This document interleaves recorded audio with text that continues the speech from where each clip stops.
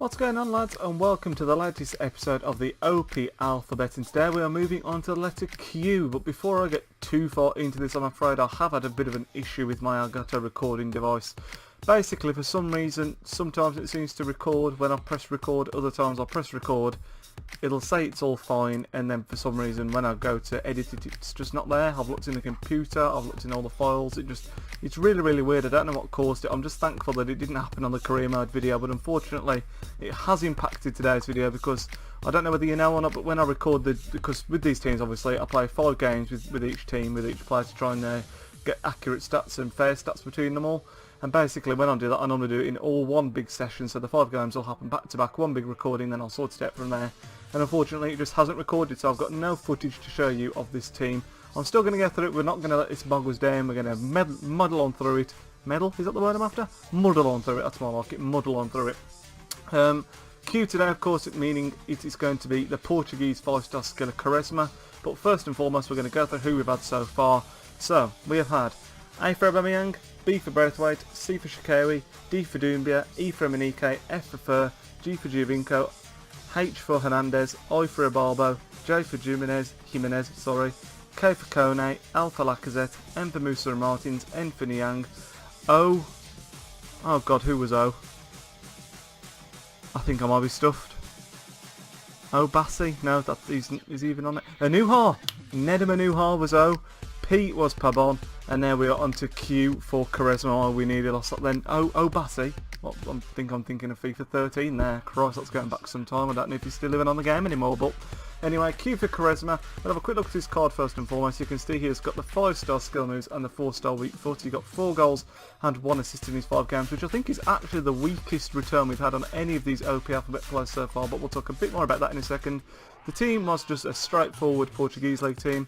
Go to some of the players. Helton in goal, who I've not used before this year, and I was actually quite surprised to see that he's not a shiny keeper anymore. He's always been a shiny rare gold card in the past, but he's down to a regular now. He was actually pretty good. He didn't make any ridiculous mistakes. Still had a couple of near post runs in, but I think that happens to most of the keepers on the game, to be honest. But yeah, pretty solid. Left back we got Jefferson, who I actually got in the pack and play packs the other day. I thought I'll give him a go, and he was okay. Not too bad, not the best, not the worst, just very average. On the right hand side of the defence, it's exactly the same story with Cedric again. I got him in the pack and play the other day. He actually played in my pack and play team, and he was actually a little bit better than Jefferson, despite the fact that his cards are non-shiny. You look at his stats all round: 74 defending and 73 physicals, good, partnered with the 82 pace. At 5'8", I would like him to be a little bit taller, but he was still okay. 2 silver centre backs, and they're both actually very good. Particularly, we'll look at Meccano first, who was very solid: 71 pace, 74 defending and 76 physical. He got 1 yellow card in the 5 games, and he was good. But this man here, Willy Bolly his name is, and my god, he's an animal. He's only a 67 overall. Bought him for 1,500 coins, but he's 6'5" with 82 pace. He's absolutely incredible. He's such a man mountain. He's so hard to get round. When you consider he's got 77 physical as well, his defending is only 66, but he didn't feel like that to me. He felt like a really strong silver defender in my opinion. Really good. I'd recommend you give him a go if you've not joined him before. He's French as well, so you could fit him into many a team out there. Moving into the midfield, we've got Enzo Perez on the left hand side of midfield. Cost me 3,400, of course. That's mainly because he's transferred recently. I think he's gone somewhere in La Liga. I think it's Valencia, if my memory serves me to be correct. He scored 1 goal in the 5 games, no assists. He's a really good player actually. He was actually on the last FIFA my favourite player in the whole game. I think he either had a team of the year or a very good inform. That was absolutely incredible. I really like Enzo Perez. Other side, we've got Danilo. He got 1 goal and 3 assists in the 5 games, which is a really nice return from someone that I wasn't expecting too much of in an attacking sense. I wanted him more to sit back and sort of protect the back four, but he did that job quite well. He's not the quickest with 67 pace, but 84 physical on a 72 silver card, partnered with that 74 defending. He really was another solid player. In the middle, we then went for the inform Hector Herrera. I've not used the regular, so I can't comment how much better it is than the regular, but 2 assists in the 5 games, and he's a bit of a jack of all trades, which is why I went for him, to be honest. He's got 74 pace, 76 dribbling, 70 defending, 79 physical, 77 passing. His weakest stat is his shooting at 68, and he was okay. Was he worth 14k? It's discard price basically for an inform, and yeah, he was good, he was okay. Moving into the front 3 now, and we'll do Bebe first, because he was the weakest out of the 3. Bebe played 5 games obviously and got 2 goals, really couldn't get on with him. He's 6'3", which I didn't realise he was that big in real life, to be honest. But 81 pace at 6'3", I thought, you know, might be able to get something going. I've got him in a pack a while back. I thought I'd give him a go, but really couldn't get on with him whatsoever. He just seemed very sluggish, and the amount of times Quaresma put him in and he missed is unreal, to be honest. And that's why when you look at Quaresma's stats and he's only got 1 assist, he could have had so many more if that man there had just put the chances away. The left hand side, bit of a shocker to me. Leo Cicio Sammy, as they were going to say that's pronounced. He played 5 games, got 3 goals and 1 assist, and this guy was an absolute tank. 6 foot and 92 pace straight off the bat. He's very good. 75 dribbling is good on a silver, and 70 shooting is also very good for a silver card.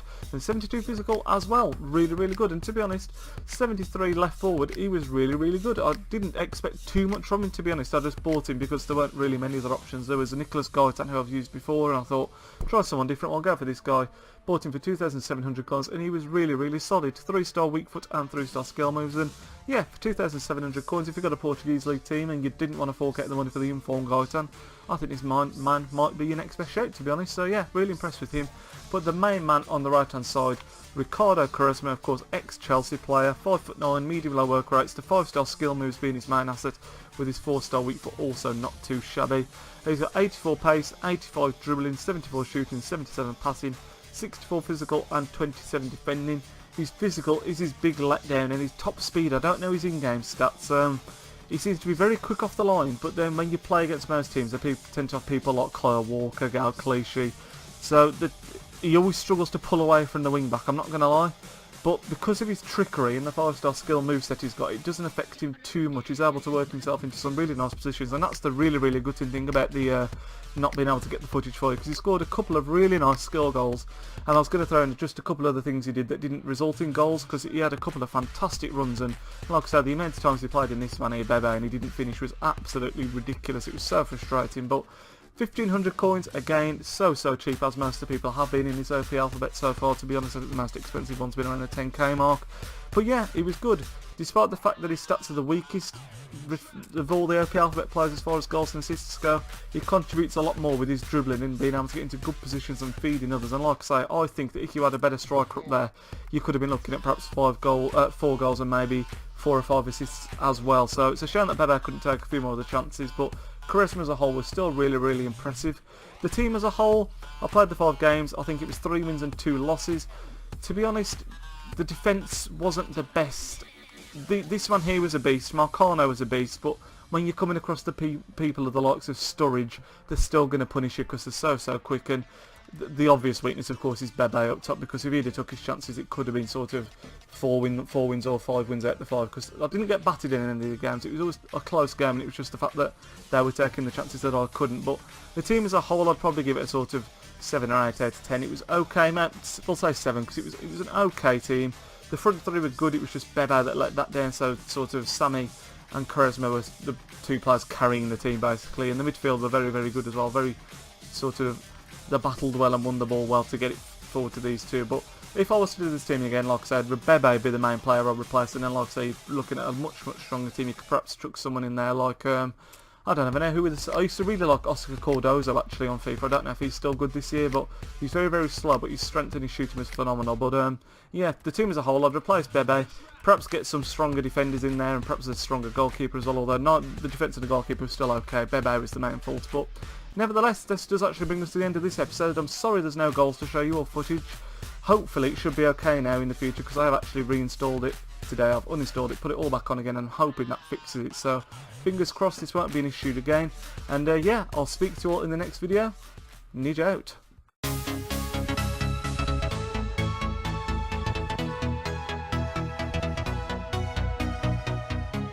Hello lads, what's going on, and welcome.